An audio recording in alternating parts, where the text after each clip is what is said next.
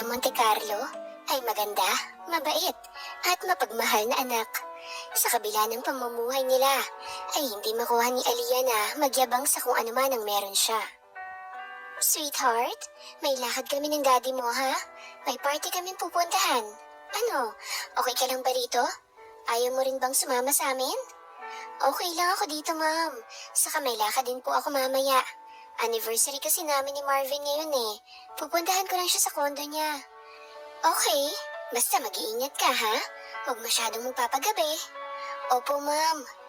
Nauna nang umalis si Elsa at Ray, habang si Aliyah ay naghanda na rin para sa pagpunta niya sa condo ni Alvin. Balak niya kasing sorpresahin ng boyfriend niya. Kaagad na pumara ng taxi si Aliyah para magpatid sa condo ni Alvin. Bumili muna siya ng cake para may pagsaluhan sila ng boyfriend niya. Pagdating niya sa tapat ng kondo, ay bumaba na siya at naglakad papasok sa kondo ng boyfriend. Pero nakailang hakbang pa lang siya nang may mahagip ang mata niyang dalawang tao na naghahalikan. Parang sinaksak ng paulit-ulit si Aliyah sa dibdib nang makilala niyang lalaki na may kahalikan na babae. Kaagad na nahulog ang dala niyang cake at lumikha yun ng ingay. Kaya napatigil ang halikan ng dalawa. Agad na namula si Alvin nang makita niya si Aliyah. Baby, sandali magpapaliwanag ako. Tarantang sabi ni Alvin. Hey babe, ano ka ba? Sabihin mo na sa kanya na hindi mo na siya mahal. Na ako nang mahal mo. Nangako ka sa akin, Alvin, kaya tuparin mo yun. Galit na sabi ng babae. Baby. Umiling-iling si Aliyah kay Alvin at kaagad na tumakbo palayo sa dalawa.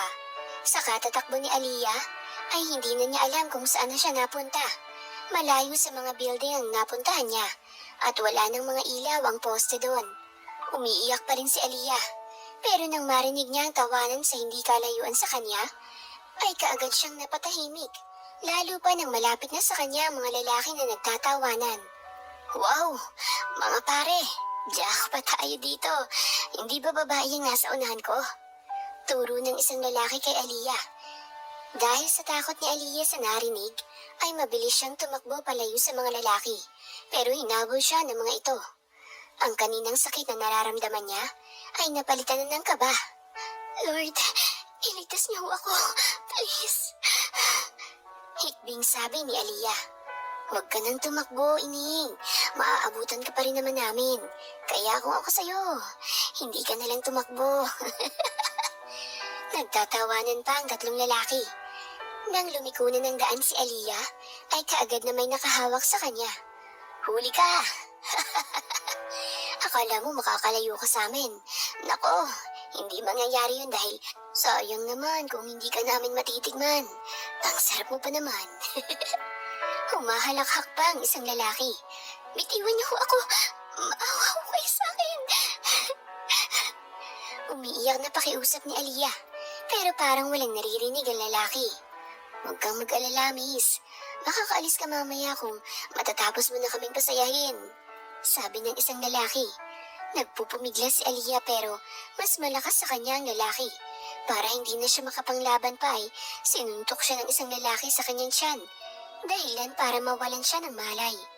O ano pare, dahil ako nakahuli sa kanya, ako na mauuna ha. Tumingin na lang muna kayo. Nasasabik na sabi ng lalaki. Habang si Brandon ay binabaybay ang shortcut na daan, papunta sa bago niyang binili na bahay. Dahil sa naiinip ay pinatunog niya ang sirena ng katulad ng sa mga pulis na sinadya niyang ilagay sa kotse niya. Pre, may baka parak! Takot na sabi ng isang lalaki. Umalis na tayo, baka mahuli pa tayo. Uy, paano tong babae? Hindi ko pa natitikman to. Sabi ng isang lalaki. Ah, bahala ka na dyan. Kung gusto mo magpaiwan, tayo na pre, malapit na sila. Tumakbo na ang dalawa palayo kay Aliyah, habang ang isa ay sumunod na rin sa mga kasama niya. What the heck? Mura ni Brandon nang makitang may taong nakahandusay sa daan. Nang matapat siya sa taong yun, ay kaagad siyang bumaba. Nanlaki pa ang mata niya nang makita na isa palang babae ang nakahandusay. What the? Kaagad niyang pinuhat ang babae at isinakay sa kotse niya. Minabuti ni Brandon na doon nalang dali ng babae sa kondo niya habang wala pa itong malay. Nang makarating na sa kondo niya, ay kaagad niyang pinahiga ito sa kanyang kama Saka kinumutan. Wala naman siyang nakita na sugat ng babae, maliban sa mga mata nitong halatang umiiyak. Nang magising si Aliyah, ay nagtataka siya kung kaninong kwarto ang tinulugan niya. At nang maalala ang nangyari sa kanya, ay bumalikwas siya ng bangon. Kasabay nun ang pagbukas ng pinto, pumasok mula doon si Brandon. Mabuti at gising ka na, miss. Dahil sa takot ni Aliyah na masamang tao ang nasa harapan niya, ay sumiksik siya sa gilid ng kama at ramdam ni Brandon ang takot niya. Huwag kang mag-alala, miss. Hindi ako masamang tao. Ako ang nakakita sa iyo sa daan ng walang malay. Kaya kita dinala dito dahil hindi ko naman alam kung saan ka nakatira. Paliwanag ni Brandon, kaya nakahinga ng maluwag si Aliyah. Kumain ka na muna. Sumunod ka sa akin. Nakaluto na ako ng hapunan. Late nga lang pero sakto lang naman sa pagising mo. Paano ka pala napunta sa lugar na yun? Hindi mo ba alam na delikado sa isang katulad mong lugar kung saan kita nakita? Agad na bumalik sa isipan ni Aliyah ang nakita niya kay Alvin at ang muntik na siyang magahasa. Are you okay? Tumangulang si Aliyah at nagsandok na ito ng pagkain. Matapos kumain ay inihatid na ni Brandon si Aliyah. Nagulat pa siya nang malaman kung saan ito nakatira. Malapit lang kasi ito sa bagong bili niyang bahay. Nang makarating ay kaagad nang bumaba si Aliyah at Brandon. Maraming salamat sa pagliligtas at paghahatid mo sa akin. Mahinahon na pasasalamat ni Aliyah. You're welcome. Pumasok ka na. Saka na ako alis kung makakapasok ka na sa loob. Humakbang na si Aliyah nang tawagan siya ni Brandon. Wait, miss. Napabaling ulit ang tingin ni Aliyah kay Brandon. May I know your name? Aliyah. Aliyah Monte Carlo. Tawagin mo na lang akong Ali or Lia. Okay. Thank you, Lia. Ako nga pala si Brandon. Thank you ulit Brandon. Ngumiti lang si Brandon at pumasok na rin si Aliyah sa loob ng bahay nila. Pagdating niya sa loob ay nagulat pa siya nang makita ang mami at daddy niya. Sweetheart, saan ka ba nanggaling? Bakit ngayon ka lang umuwi? Nag-aalalang tanong ni Elsa sa anak niya. Humihikbing niyakap lang ni Aliyah ang ina niya. Are you okay? Ano nangyari? Sabihin mo sa amin. Mahinahon na sabi ni Elsa habang hagod-hagod ang likod ng anak niya. Mom, Mommy, hiwalay na po kami ni Alvin. Nakita ko po siyang may kahalikan na iba. Umiiyak na sabi ni Aliyah. Shh! Tama na. Huwag mo siyang iyakan. Hindi siya kawalan, sweetheart. Hindi siya deserving sa pagmamahal mo. Don't worry. Makaka-move on ka rin sa kanya, okay? Tahan na. O sige na, pumasok ka na sa kwarto mo para makapagpahinga ka na. Kumala si Elsa sa anak niya at umakyat na rin si Aliyah sa kwarto niya. Pagdating sa kwarto niya ay tumulo ulit ang mga luha niya. Sobrang sakit para sa kanya na naging ganun na lang ang relasyon nila ni Alvin. Sa loob ng 3 taon na relasyon nila, ay ngayon lang niya nalaman na nagtataksil ito sa relasyon nila at muntik pa siyang magahasa. Ayaw niyang sabihin sa magulang niya ang nangyari sa kanya. Baka mas lalo pang magalit ang mga ito kay Alvin. Nagising kinabukasan si Aliyah dahil sa katok ng mami niya. Sweetie, lumabas ka na riyan. Tanghali na. Huwag mo nang iyakan ang boyfriend mong walang kwenta. Sige na, hihintayin ka na namin sa baba. Ayaw pa sanang bumangon ni Aliyah pero napilitan na lang siya dahil tiyak na babalikan na naman siya ng mami niya. Oh, good morning sweetheart. Mabuti at bumaba ka na. Gutom na ako, ma'am. Ano po ba tong mga ulam na nasa Tupperware? Ba't ang dami naman ito? Tanong ni Aliyah sa ina niya. Huwag mong galawin yan. Para yan dyan sa kapitbahay natin na bagong lipat. O sige na, maupo ka na at makakain ka na. Pagkatapos ay ihatid mo yan dyan sa bagong kapitbahay natin. Special po bang taong yan, ma'am? Ba't ang dami naman yata niyang ibibigay niyo? Huwag ka na magtanong. Bilisan mo na riyan. Matapos kumain ni Aliyah, ay kinuha na niya ang pinabibigay ng mami niya at pumunta sa sinasabi nitong bahay. Pagdating doon ay kaagad na nag-doorbell si Aliyah. Pero nakailang pindot na siya ng doorbell pero wala namang nagbubukas. Aalis na sana siya nang mapansin niyang hindi nakalakamaliit na pinto ng gate. Kaya pumasok na lang siya nang walang paalam. Pagdating niya sa may pinto, ay nakadalawang katok pa siya bago bumukas yun. Agad na nanlaki ang mga mata ni Aliyah nang makilala ang taong nasa harapan niya. Bagong ligo pa ito at tanging maliit na tuwalya lang ang nakabalot sa bewang nito. May plano ka bang pumasok? O hanggang dyan ka lang sa labas? Seryosong sabi ni Brandon. Agad naman na pumasok si Aliyah sa loob. May pinabibigay si Mami sa'yo na ulam. Ikaw palang sinasabi niyang kapitbahay namin. Nahihiyang sabi ni Aliyah. Oo, alika, ilagay natin sa mesa yung dala mo. Matapos ilipat sa ibang lalagyan ng mga ulam, ay pinaupo na ni Brandon si Aliyah. Samahan mo na akong kumain. Ah, hindi. Tapos na akong kumain eh. Tsaka baka nakakaistorbo pa ako sa'yo. Oo, sige na, uuwi na ako. No, hindi ka makakauwi kung di mo ako sasamahan sa pagkain. Sa kakapilit ni Brandon kay Aliyah, ay pumayag na rin ang dalaga. Simula nun ay palagi nang pumupunta si Brandon sa bahay nila Aliyah. Sweetheart, mag-iingat ka rito ha? Huwag kang mag-alala. Kung may time kami ng daddy mo, itatawag kami sa'yo. Okay, ma'am. Bye, sweetie. Bye, dad. Kumaway-kaway si Aliyah sa kotse na papalayo. Papasok na sana siya sa loob ng bahay nang may kotseng bigla nilang huminto sa tapat niya. Babe, mag-usap tayo. Please. Nadala lang ako ni Monique. Hindi ko siya mahal. Ikaw ang mahal ko. Aliyah, please. Pakiusap ni Alvin kay Aliyah. Wala na tayong pag-uusapan pa, Alvin. Umalis ka na. Hindi na kita kailangan pa. No, Aliyah. Maayos pa natin to, di ba? Please. Narinig mo nang sinabi niya, di ba? Kaya kung pwede, umalis ka na. Huwag mo nang pilitin pa ang taong ayaw na sa'yo. At sino ka naman para manghimasok sa usapan namin dalawa? Kung makaasta ka, para kang boyfriend niya. Natatawang sabi ni Alvin. Yeah, I'm her boyfriend. Kaya kung pwede, lumayo-layo ka na sa kanya. Dahil hindi mo na siya pagmamayari. Let's go, baby. Hinapit ni Brandon si Aliyah sa bewang at sabay na silang pumasok sa loob ng bahay. Nagngingit-ngit naman sa galit si Alvin sa nakita niya sa dalawa. Babawiin kita sa kanya, Aliyah. Dahil akin ka lang at hindi ako makakapahayag na makuha ka niya. Galit na ani ni Alvin, saka siya umalis sa bahay ni na Aliyah. Thank you. Pasalamat ni Aliyah sa binata. O bakit ka pala nandito? Akala ko ba may lakad ka ngayon? Yeah, at isasama kita. Biniling ka sa akin nila tita, kaya kung saan ako ay nandoon ka rin.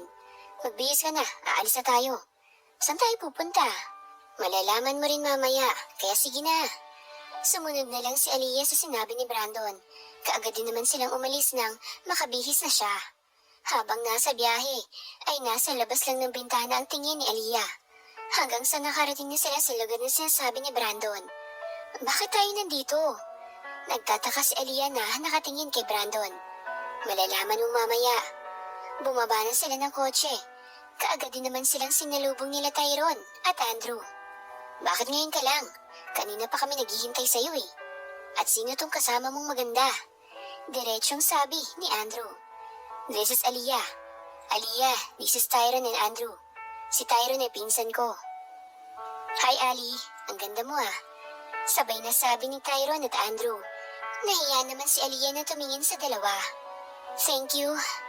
Namumulang sabi ni Aliyah. Cuz, pakibantayan niyo muna siya para sa akin. Tatapusin ko lang to. Nakita naman ni Aliyah si Alvin at Punik na masayang nag-uusap. Hindi na niya namamalaya na unti-unti na palang tumutulo ang luha niya. Huwag mo na silang tingnan kung hindi mo kaya. Makakalimutan mo rin siya. Pinahid ni Brandon ang luha ni Aliyah, saka ito hinalikan sa noo. Hindi naman nakagalaw si Aliyah sa ginawa ng binata. Huwag kang mag-alala. Alam kong nagsiselos na ngayon si Alvin, kaya relax ka lang. Bulong ni Brandon sa tenga ni Aliyah, kaya mahinang napatango ang dalaga.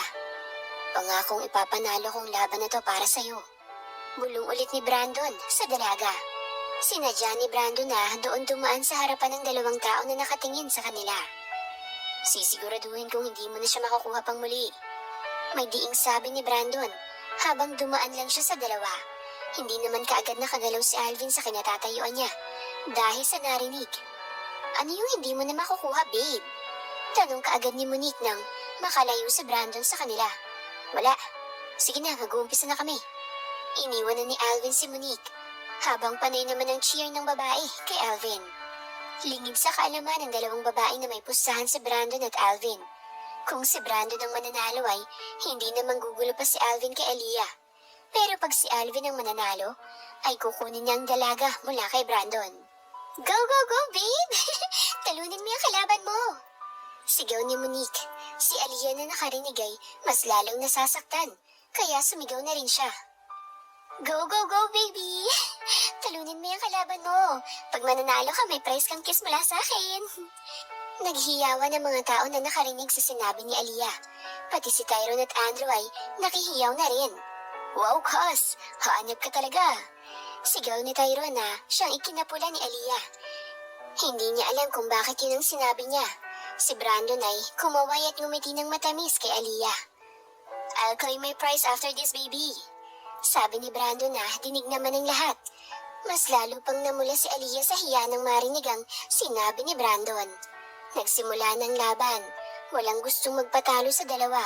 Pareho silang magaling pero madiskarte si Brandon dahilan ng pagkatalo ni Alvin. Pinaghahampas ni Alvin ang manibela ng sports car niya dahil sa pagkatalo niya, habang si Brandon ay malaki ang ngiti na lumabas sa kotse niya. Ang kaninang maingay na hiyawan ay mas umingay pa nang lumapit si Brandon kay Aliyah. Where's my prize, baby? Nakangiting sabi ni Brandon, habang si Aliyah ay tinakpan na niya sa kanyang kamay ang kanyang mukha. Pero kunyuhan ni Brandon ang kamay niya, dahilan para makita ni Brandon ang pamumula niya. Naghihintay na sila, baby. Bulong na sabi ni Brandon. Hindi pa nakapagsasalita si Aliyah nang hapitin siya ni Brandon sa bewang at pinagdaop ang labi nilang dalawa. Kaya mas lalo pang umingay ang paligid nila. Si Alvin na nakatingin sa dalawa ay lalo pang nasaktan.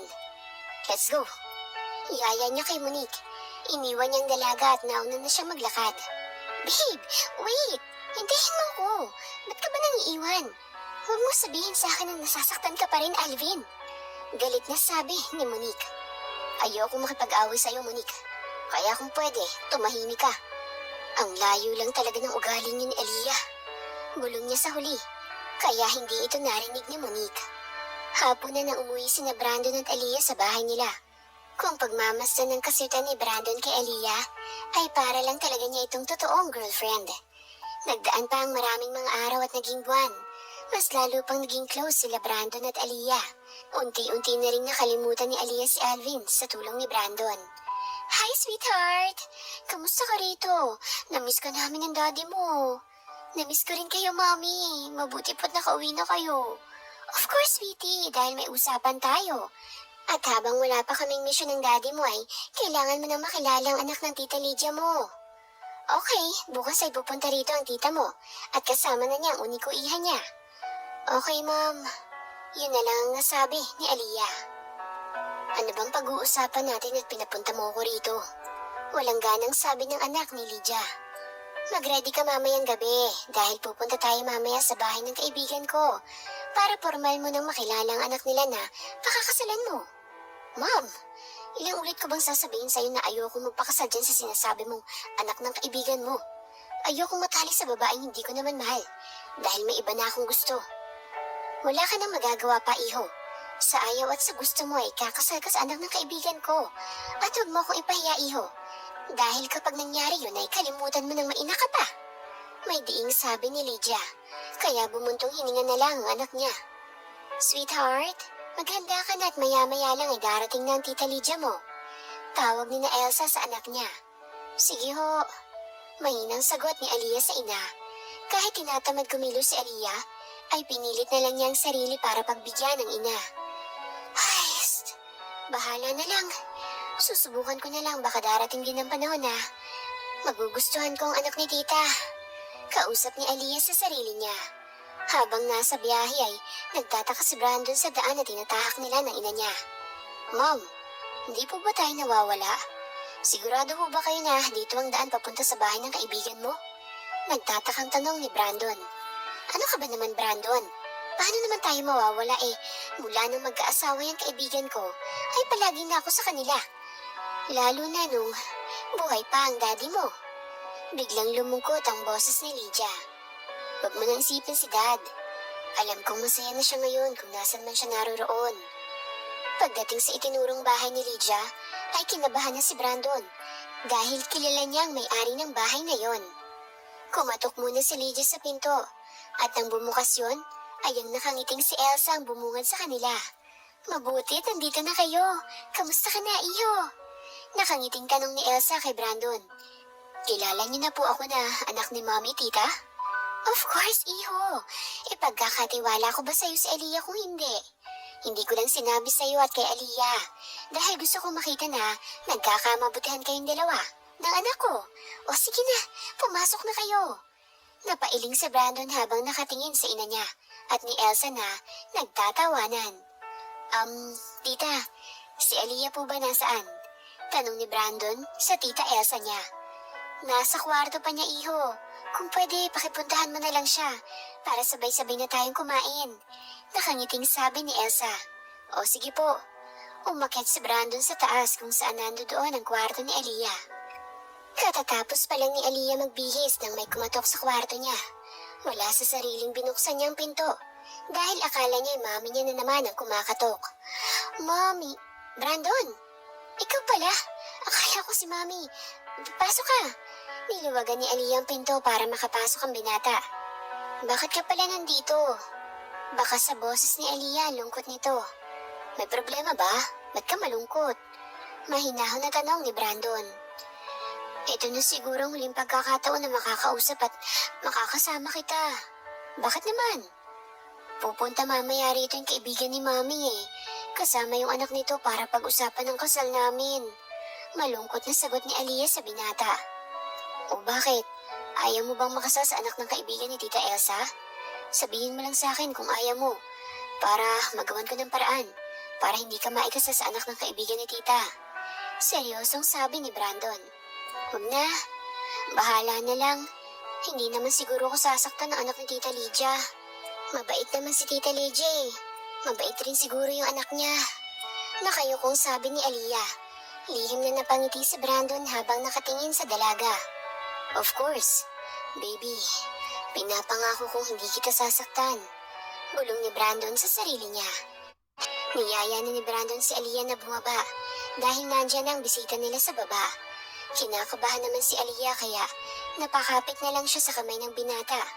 Pinagsalikop ni Brandon ang kamay nilang dalawa para pagaanin ang nararamdaman ng dalaga. Ang tagal niyo namang dalawa. Reklamo kaagad ni Elsa at Lydia nang makababa ang dalawa. Hay iha, mas lalo ka pang gumaganda ngayon ha. Puri ni Lydia kay Aliyah. Maraming salamat, tita. Kimilang nang umiti si Aliyah sa ginang. Umupo si Aliyah sa isa pang sofa at kasama niya umupo ron si Brandon. Tita, asan po palang anak mo? Bakit hindi ko po siya nakikita? Hindi niyo po ba siya kasama?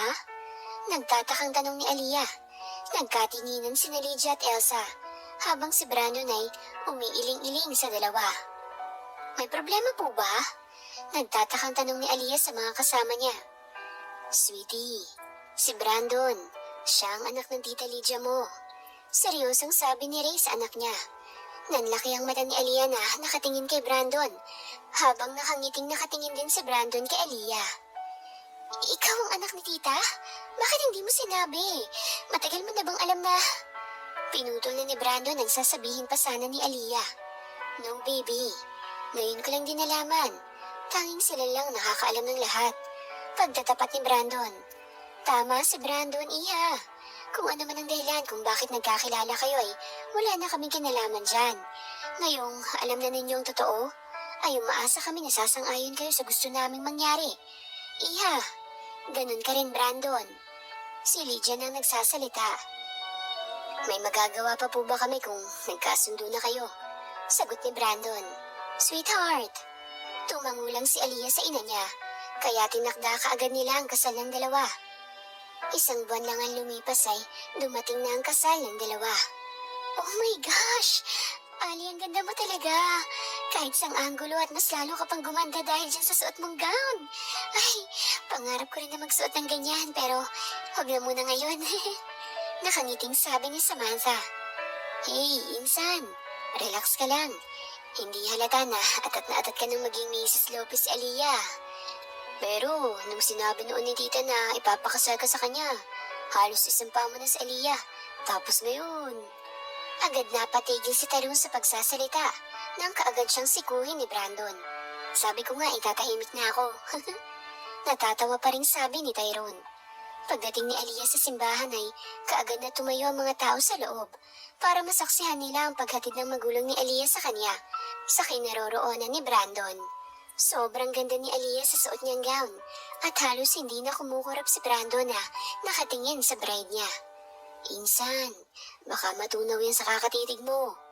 Bulong ni Tyrone sa pinsan, pero hindi siya pinapansin ni Brandon. Nakatingin pa rin ito kay Aliyah na papalapit sa kinaroroonan niya. Nang makarating sa kinaroroonan niya ay hindi napigilan ni Brandon na purihin ang dalaga. "You're so beautiful," malambing na sabi ni Brandon. Ramdam ni Aliyah ang pag-init ng pisngi niya sa pagpuri ni Brandon sa kanya. Sabay nang pumunta sa harap ng pari ang dalawa at kaagad din naman na inumpisa ng seremonyas ng kasal nila. Matagal man matapos ang kasal ay naging matagumpay naman ang naging kasal ni Aliyah at Brandon. Sa hindi kalayuan ay nakatayo ang isang tao na naging isa sa mga saksi sa kasal ng dalawa. "Paano pa kita babawiin kung masaya ka na sa piling niya? Nagsisisi man ako'y huli na dahil hindi na kita makukuha pang muli, Aliyah." Malungkot na sambit ni Alvin. Isang buwan na ang nakalipas mula nang makasal si Aliyah at Brandon. Ni makaisa ay wala pang nangyayari sa mag-asawa dahil sa pakiusap ni Aliyah. Dahil naiintindihan naman ni Brandon si Aliyah ay pinagbibigyan niya ito sa gusto niya. Sa araw-araw na magkasama si Aliyah at Brandon ay hindi na namalayan pa ni Aliyah na nahuhulog na palang loob niya sa asawa. Hindi lang kasi mabuting asawa si Brandon, mabait at maalaga ito sa kanya. "Bakit ayaw mo pang aminin sa kanya na mahal mo na siya? Asawa mo naman siya. Ano bang kinakatakot mo? Na baka hindi ka niya mahal, insan? Malay mo naman, mahal ka rin ng asawa mo. Sabihin mo sa kanya ang totoo bago pa mahuli ang lahat." Seryosong sabi ni Tyrone. "Sasabihin ko rin naman sa kanya. Sadyang naduduwag lang talaga ako na aminin ang totoo pagkaharap ko na siya," sagot ni Brandon kay Tyrone. Nagkibit balikat na lang si Tyrone at Andre na nakatingin kay Brandon. Hanggang sa isang araw, nagising si Brandon dahil sa ingay ng text sa cellphone niya. Wala sa sariling kinuha niya ang cellphone at binasa ang text doon. Agad na napabangon si Brandon nang makita ang text ni Monique sa kanya. "Puntahan mo ako dito, please. Kung hindi ka pupunta rito ay magpapakamatay ako." Dahil sa takot ni Brandon na baka totohanin ni Monique ang banta niya, ay umalis siya sa bahay nila ni Aliyah na hindi nakapagpaalam sa asawa niya. Kahit isang note tulad ng palagi niyang ginagawa sa tuwing may emergency siyang lakad, ay wala. Mamadali niya ay nakalimutan niyang damputin ang cellphone niyang nasa mesa. Pagkagising ni Aliyah ay wala na ang asawa niya sa hinihigaan nito. Wala rin siyang note na nakita pagbangon niya. Cellphone kaagad ni Brandon ang unang napansin niya dahil sa pag-ilaw nito. Dahil wala ang asawa ay kinuha niya ang cellphone nito at binuksan ang text na kaagad niyang pinagsisisihan dahil nabasa niya ron ang palitan ng text ng dalawa. Parang sinaksak ng paulit-ulit ang puso ni Aliyah sa mga nabasa niya. "Kaya naman pala," malungkot niyang sabi. Pinahid ni Aliyah ang luha niya at mabilis siyang naligo. Matapos siyang maligo ay kaagad niyang tinawagan si Samantha para sunduin siya sa bahay nila. "Ano ba kasing nangyayari? Bakit magtuyang mata mo? Ano? Malaki ba? Masakit ba? Ganun naman talaga sa first time eh. Dapat sinabi mo na dahan-dahanin lang." Walang pakundangan na sabi ni Samantha. Imbis na umiyak, ay napatawa na lang si Aliyah sa walang preno na bibig ni Samantha. "Pero seryoso, Ali, ano ba talagang totoong problema? Ba't ka ba umiiyak?" Nang sabihin ni Aliyah kay Samantha ang totoong dahilan, ay nanlaki ang mga mata nito. "Ano? At nagpauto naman ang asawa mo?" Nakayuko lang si Aliyah dahil sumasakit na naman ang dibdib niya. Hapon na nang makauwi si Brandon sa bahay nila. Pagpasok niya sa loob, ay tahimik na paligid ang bumungad sa kanya. Sa pag-aakalang nasa taas lang ang asawa niya, ay dumiretso na siya sa taas. Pero pagpasok niya sa kwarto nila ay walang tao sa loob. Agad na napansin ni Brandon ang cellphone niya at ang isang note na nasa ibabaw ng mesa. Nang mabasa niyang laman ng sulat ay halos manigas si Brandon sa kinatatayuan niya. "Bakit hindi mo sinabi sa akin ang totoo? Bakit mas pinili mong itagong lahat sa akin? Dapat sinabi mo sa akin ang totoo. Pakakawalan naman kita kung gusto mo. Sobrang sakit lang isipin na hanggang sa ngayon ay siya pa rin palang mahal mo. Huwag kang mag-alala. Hindi na kita guguluhin pa. Salamat sa lahat. Mahal na mahal kita, Brandon. Damn it.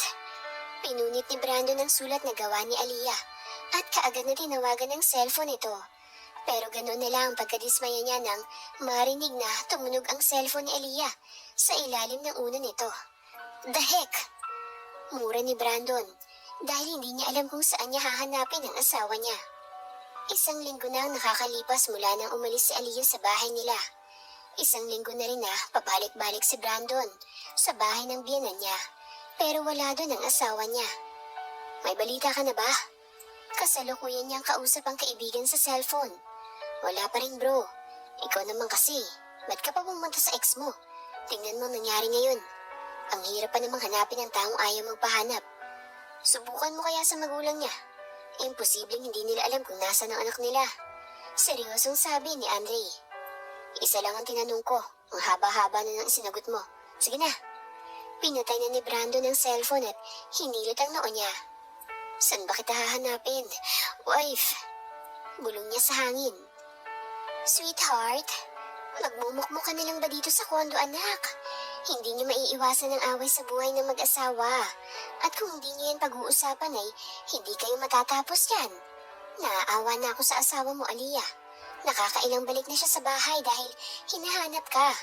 Pero wala kaming sinasabi. Ayusin niyo ito, Aliyah, kung ayaw mong sabihin ko kay Brandon kung nasa saan ka. Pag-isipan mong sinabi ko sa'yo, anak. Seryosong sabi ni Elsa. Nagdaan pa ang mga araw. Ganoon pa rin si Brandon. Hinahanap niya pa rin ang asawa niya sa tuwing pumapasok siya sa opisina niya. Palagi nang mainit ang ulo niya. Sweetie, pwede bang makahingi ng pabor sa'yo? Tanong ng daddy ni Aliyah habang nasa sala sila. Ano po ba yun, Dad? May importante kasi kaming meeting na pupuntahan ng mami mo ngayon. Kaya kung pwede sana, ikaw na munang pumunta sa isa pa naming ka-meeting. Sinabi na namin sa kanya na ikaw ang pupunta para sa amin. Pwede ba, sweetie? Sinabi niyo na po sa kanya na ako na ang pupunta. Ibig sabihin, wala na po akong choice kundi ang pumunta. Thank you, sweetie. Alas 7 ng gabi ang meeting. Sakto lang sa dating ni Aliyah. Pero nang pumasok siya sa loob ng restaurant ay walang tao sa loob. Ang aga naman yata nilang magsara. Bulong ni Aliyah sa isip. Kayo po ba si Ma'am Aliyah Lopez? Tanong ng isang waiter na lumapit kay Aliyah. Oo, ako nga waiter. Bakit walang mga tao? Nagsara na ba kayo? Ang aga naman. Nagtataka pa rin siya. Opo. Naka-reserve na po kasi ngayong gabi itong restaurant. Sa ka-meeting niyo po. Private daw po kasi. Maupo na po muna kayo. Nagtataka naman si Aliyah kung bakit may bouquet ng bulaklak sa ibabaw ng mesa. May gusto po ba kayong kainin? Ikukuha ko po kayo. Juice na lang ang sa akin. Okay po, wait lang po kayo, ma'am. Habang naghihintay si Aliyah, ay nagtataka siya kung bakit napaka-romantic naman ang paligid niya. Hindi niya tuloy maiwasan na isipin ng asawa niya. Eto na po ang juice niyo, ma'am. Magalang na sabi ng waiter.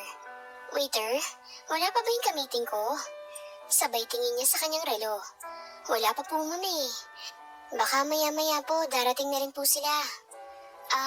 Sige. Umalis na ang waiter, habang si Aliyah ay iniinom na ang juice niya. Pero nagtataka siya kung bakit biglang namatay ang ilaw. Tatawagin na sana niyang waiter nang biglang bumalik ang ilaw. Kasabay nun ang paghawak ng dalawang kamay sa balikat niya. Sino ka? Takot na sabi ni Aliyah. Nang humarap sa kanya ang taong nasa likod ay nanlaki ang mata niya kung sino ang nasa harapan niya. Ikaw? Anong ginagawa mo rito? Bakit ka nandito? Hindi na naituloy pa ni Aliyah ang sasabihin niya nang mapahawak siya sa ulo niya. Wife, are you okay? Anong nangyayari? Hindi na nakapagsalita pa si Aliyah. Tuluyan na siyang nawalan ng malay. Mabuti na lang at maagap si Brandon at mabilis niya itong nasalo sa pagkakatumba. I'm so sorry, wife, pero hindi ko nahahayaan na iwanan mo pa akong muli. Maraming salamat po sa inyo, ma'am, dad. Ingatan mo siya, iho. Alam mo naman kung gaano namin kamahali ang asawa mo. Tumango lang si Brandon at nagpaalam na sa mga biyenan niya. Hindi alam ni Aliyah na nakausap na ng magulang niya si Brandon at ang magulang niyang gumawa ng paraan para makapag-usap ang dalawa. Nagising kinabukasan si Aliyah nang tumama sa mukha niya ang sinag ng araw. Ay, panaginip lang pala. Bulong niyang sabi pero nang makita niyang nasa ibang kwarto siya, ay kaagad siyang napabangon. What the heck? Hindi pa naginip ang lahat ng to. Totoong nandun siya. Nagmamadaling pumunta siya sa pinto, pero hindi niya ito mabuksan. Damn it! Huwag niya sabihin na ikukulong niya ako rito. Bulong niya sa kanyang sarili. Habang nagluluto si Brandon ay tinitingnan niya ang asawa sa cellphone niya. Kung gising na ba ito? Nilagyan niya kasi ng maliit na CCTV ang loob ng kwarto at konektado yun sa cellphone niya. Nang makitang gising na ito, ay napangiti pa siya nang makitang sinusubukan itong buksan ng pinto. Binilisan na niya ang pagluluto. Pagkatapos ay sa kanya pinuntahan ng asawa sa kwarto. Bakit ba ayaw nitong bumukas? Hahawak pa sana ulit si Aliyah sa doorknob nang biglang bumukas yon, kaya napaatras siya. Good morning, wife. Breakfast is ready. Nakangiting sabi ni Brandon. Nakatingin lang si Aliyah sa asawa ng diretsyo. Bakit ako nandito? Saan lugar ba to? Andito tayo sa isa ko pang kondo, wife. Mahinahon na sagot ni Brandon. Ano bang kailangan mo sa akin? Baka mahadatnan tayo ni Monique dito. Ayoko ng gulo, Brandon. Pang-ilan na ba akong babae na dinala mo rito? Diretso pa rin ang tingin ni Aliyah. Hindi naman alam ni Brandon kung paano paaamuhin ang asawa niya. Wala pang babaeng nakakapunta rito, wife. Kahit si Monique ay hindi alam ang kondo na to. Tanging ikaw lang babae na dinala ko rito.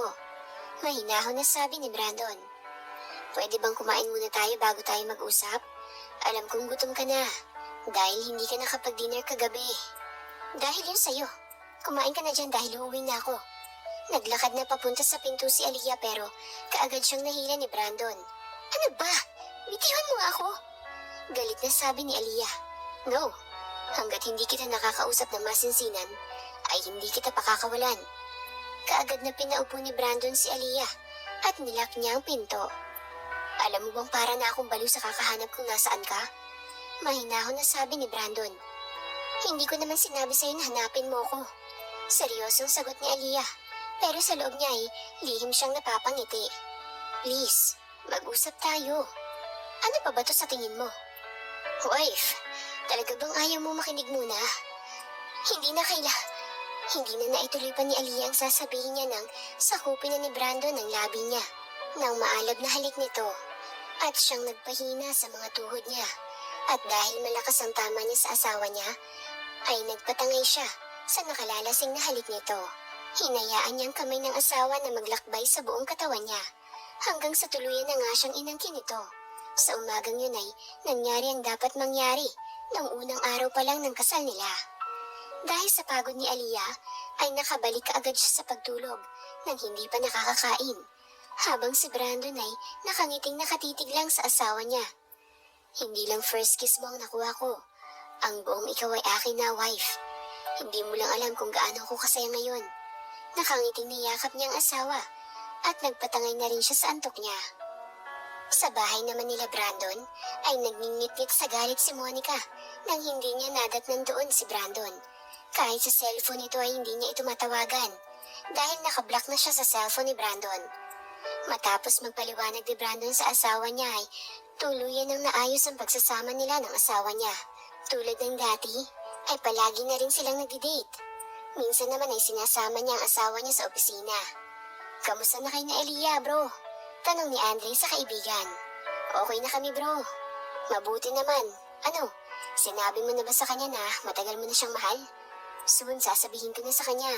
Sa ngayon ay naduduwag pa rin ako. Tinawanan naman si Brandon ang kaibigan niya. Araw ng Sabado, naghahanda na si Aliyah at Brandon dahil may dadaluhan silang party. Bihis na bihis si Brandon habang si Aliyah ay simpleng dress lang ang kanyang suot na hanggang tuhod lang. Isa sa nagustuhan ni Brandon sa asawa niya ang pagiging simple nito. Ready? Oo. You're very beautiful, inside and out, wife. Nakangiti lang si Aliyah habang si Brandon ay nakadukwang sa asawa na nakaupo sa harapan ng salamin. Binubola mo pa ako eh. Nakangiting sabi ni Aliyah.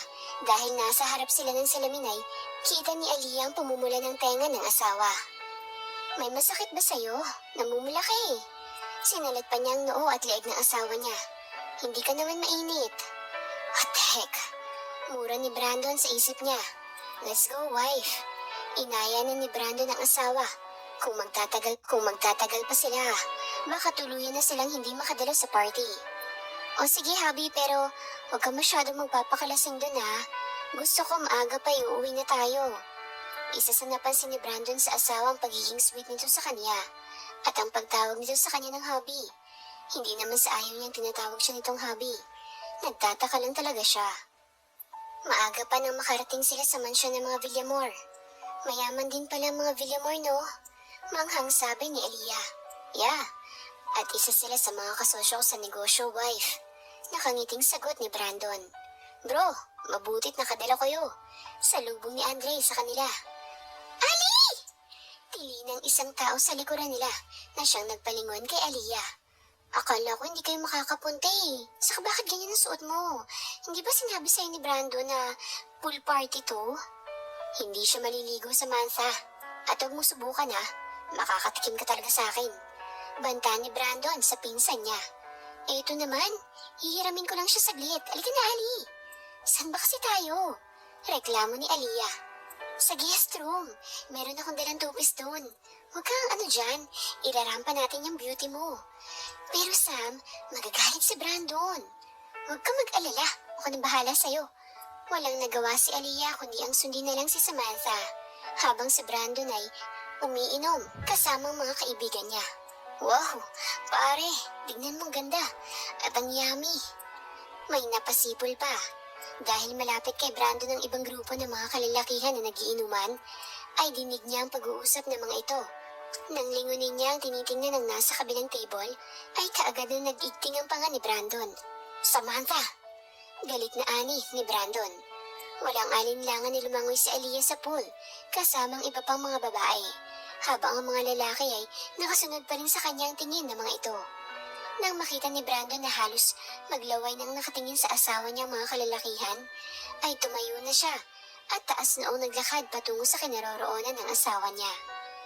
Nakita ni Aliyah na papalapit na si Brando sa kinaroroonan niya, kaya pumunta na siya sa gilid at hinintay ang asawa.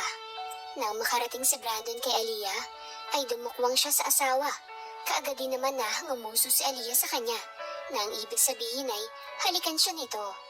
Sa harapan ng mga tao, ay siniil ng halik ni Brandon ang asawa, na ngayon ay nakakawit na ang dalawang kamay sa batok niya.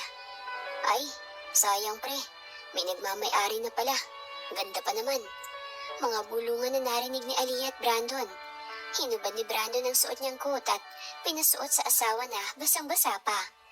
Sinamahan ni Brandon si Aliyah sa loob ng mansyon para makapagbihis na ito. Matapos mo magbihis, puntahan mo na lang ako sa labas ha? O sige, susunod na lang ako. Umalis na si Brandon at bumalik na kila Tyrone.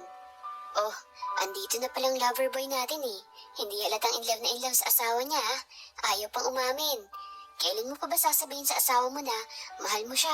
Sige ka, baka magsawa na yun si Aliyah sa'yo. Natatawang sabi ni Andre. Sinamaan naman kaagad ng tingin ni Brandon si Andre. Oh, easy ka lang. Pinapaalalahanan lang kita. Kita mo naman kanina kung paano titigan si Aliyah ng mga lalaki, di ba? Lalaki rin tayo, bro. At alam natin kung anong ibig sabihin ng tingin nilang yun sa asawa mo. Seryosong sabi ni Andre. Napaisip naman si Brandon sa sinabi ng mga kaibigan niya. Namangha si Aliyah sa mga bulaklak na nakita niya sa likod ng mansyon ng mga Villamor. Wow! Ang ganda! Hindi pa siya nakakapagsalita ulit nang may humila sa kanya. Ano ba? Bitiwan mo nga ako? Nagpupumigla si Aliyah pero napatigil din siya nang makitang nakahawak sa kanya. Alvin, anong ginagawa mo rito? Bitiwan mo nga ako. I want to talk to you. Please. Wala na tayong pag-uusapan, Alvin. Tapos na tayo at mahal ko ang asawa ko. Aalis na sana si Aliyah nang hapitan siya ni Alvin at siniil ng halik. Hindi kaagad nakagalaw si Aliyah sa ginawa ng lalaki sa kanya, habang si Brandon ay kita ang halikan ng dalawa. Gusto niyang sugurin si Alvin pero hindi niya magawa. Para siyang sinaksak ng paulit-ulit dahil sa sakit na nararamdaman niya. Iniwanan niya ang dalawa sa likod at binalikan ng mga kaibigan niya. Nang matauhan si Aliyah, ay kaagad niyang itinulak si Alvin at kaagad na dumapo ang kamay niya sa dalawang pisngi nito. Walang hiya ka? Wala kang karapatan para halikan ako dahil asawa ko lang ang pwedeng gumawa niyan sa akin. Babe, sorry na. Gusto ko lang na... Hindi na natapos ni Alvin ang sasabihin niya nang iwan na siya ni Aliyah. Nadatnan ni Aliyah si Brandon na papasakay sa kotse nila. Habi, sandali, iwanan mo ko rito. Doon ka na magpahatid sa kahalikan mo. At wag na wag kang magpapaliwanag pa dahil nakita ko kung paano kayo maghalikan. Habi, sandali magpapaliwanag ako. Hindi na kailangan. At wag mo nang tatangkain pa. At wag ka na magpapakita pa sa akin. Dahil pag ginawa mo yan, hindi ako mag-aatubiling ipaanal ang kasal natin. Tuluyan na siyang iniwanan ni Brandon sa mansyon ng mga Villamor. Habang si Aliyah ay napaiyak na lang sa sakit. Dahil hindi man lang siya binigyan ng pagkakataon ng asawa niya na magpaliwanag. 3 araw na nagpakalunod sa alak si Brandon. Hindi na rin siya umuwi sa bahay nila.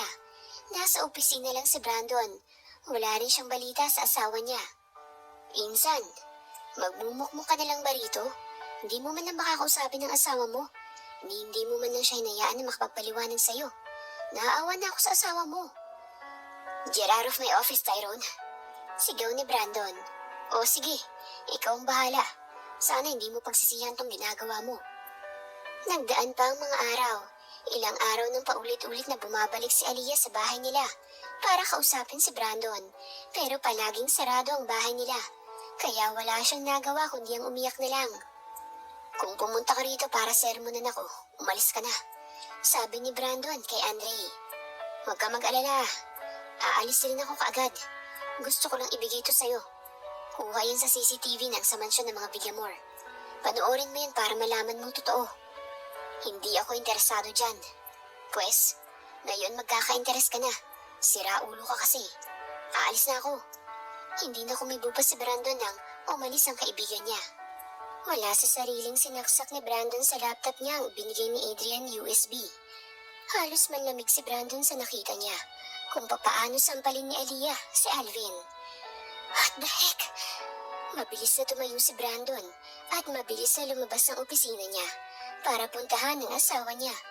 Pero pagdating niya sa bahay ng biyanan ay walang tao ron dahil nakalak pati ang gate nila. Damn! Kaagad niyang kinuha ang cellphone at tinawagan si Andre. Hanapin mo siya. I'll pay you $1 million. Dadagdagan ko pa yan kung makita mo lang kung nasaan ngayon ang asawa ko. Okay, boss. Copy. Damn that man. Kasama ko pa sana ang asawa ko ngayon. Kung hindi lang dahil sa kanya. Bakit ba kasi hindi ko siya hinayaan na magpaliwanag bago ko siya hinusgahan? I'm so sorry, wife. Pinapangako kong hahanapin kita, Aliyah. Nagdaan pa ang mga araw at naging buwan. Wala pa ring balita si Brandon sa asawa niya. Kamusta ang pinapagawa ko sa'yo, bro? Tanong ni Brandon sa kaibigan nang pumunta ito sa opisina niya. Wala pa rin, bro. Nakapagtataka lang. Kung nandito lang siya sa Pilipinas, imposible hindi natin malaman kung nasaan siya. Pumunta na rin ako sa airport pero walang Marlia o Aliyah man lang ang nando doon.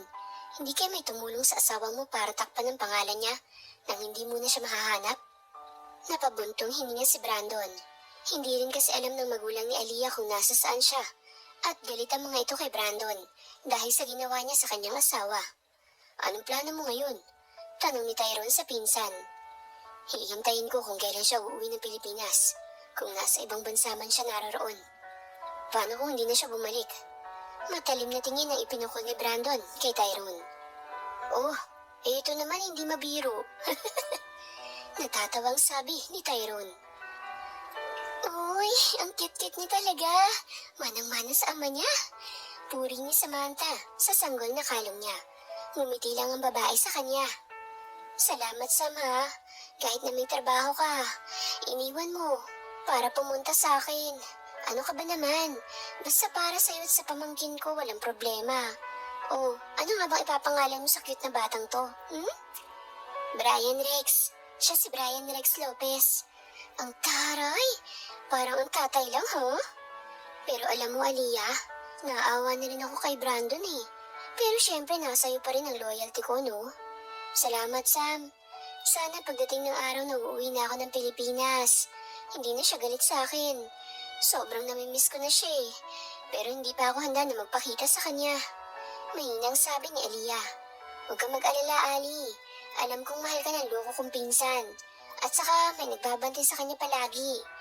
Pinababantayan ko siya para sa'yo. Nakangiting sabi ni Samantha. Matulog ka na muna at ako na muna mag-aalaga sa baby Rex mo. Nakangiting sabi ni Samantha. Tumango lang si Aliyah kay Samantha at tuluyan na nga siyang natulog. Ilang taon na ang nakalipas. Wala pa ring balita si Brandon sa asawa niya. Palagi lang nasa trabaho ang atensyon niya. Opisina at bahay lang palagi niyang pinupuntahan. Kahit makipag-hangout sa mga kaibigan niya, ay hindi na niya ginagawa. Pagod sa trabaho si Brandon kaya na umuwi siya sa bahay niya ay humiga kaagad siya sa kama. Hindi na niya namalayan na nakatulog na pala siya. I love you, hubby. Napabalikwas si Brandon ng bangon. Akala niya totoo ang panaginip niya. I miss you so much, wife. Bulong niya sa hangin. Dahil umaga na, ay minabuti na niyang bumangon para makapagluto ng pagkain niya. 5 taon pa ang nakalipas. Nagsama-sama sa opisina ni Brandon ng mga kaibigan at pinsan niya. Pati ang anak ng mga ito. Tawanan at kwentuhan lang ang ginawa nila sa loob. Oh, kamusta ka naman, Brand? Tanong ni Abby kay Brandon. Eto, naghihintay pa rin sa pagbalik niya. Malungkot niyang sagot kay Abby. Huwag ka mawalan ng pag-asa, makakasama mo rin siya. Maraming salamat. Bro, may good news ako sa'yo. Nakangiting sabi ni Andre habang nasa cellphone ang tingin. Nakauwi ng asawa mo sa Pilipinas.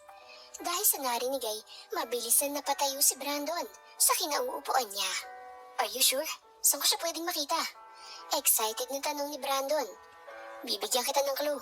Nasa isang park siya. Ikaw nang bahala maghanap sa kanya. Mabilis na hinablot ni Brandon ang coat niya sa upuan at nagmamadali na siyang lumabas. Bye bro, sana mahanap mo siya. Natatawang sabi ni Andre. Alam nila kung saan si Aliyah, pero gusto lang nilang pahirapan ang kanilang kaibigan sa paghahanap sa asawa niya. Damn, nalibot ko na tong buong park na malapit sa kumpanya, pero walang Aliyah akong nakikita rito. Reklamo ni Brandon. Where are you, wife? Magpakita ka na, please. Mula sa maraming tao ay nakarating si Brandon sa lugar na walang masyadong tao. Halos magkapamilya lang nandoon na nagpipiknik.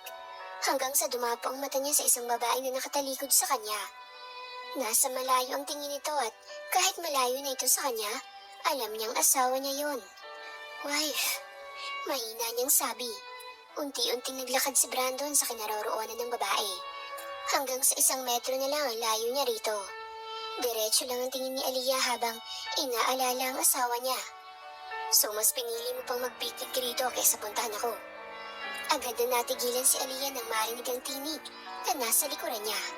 Dahan-dahan siyang humarap sa may-ari ng boses na yon. At hindi nga siya nagkamali. Ang lalaking matagal niyang tiniis ay nasa harapan na niya. Hubby, mahina niyang bigkas. Tinitigan niya ang mukha ng asawa niya. Mas lalo pa itong gumwapo. At mas natigilan pa siya nang inisang hakbang lang siya ni Brandon. At kaagad siya nitong niyakap. Damn, I miss you so much, wife. Hindi na napigilan ni Brandon ang umiyak. Huwag mo na akong iwan ulit, please. I love you so much. Bulong niya sa asawa. Agad na natigilan si Aliyah sa narinig mula sa asawa niya.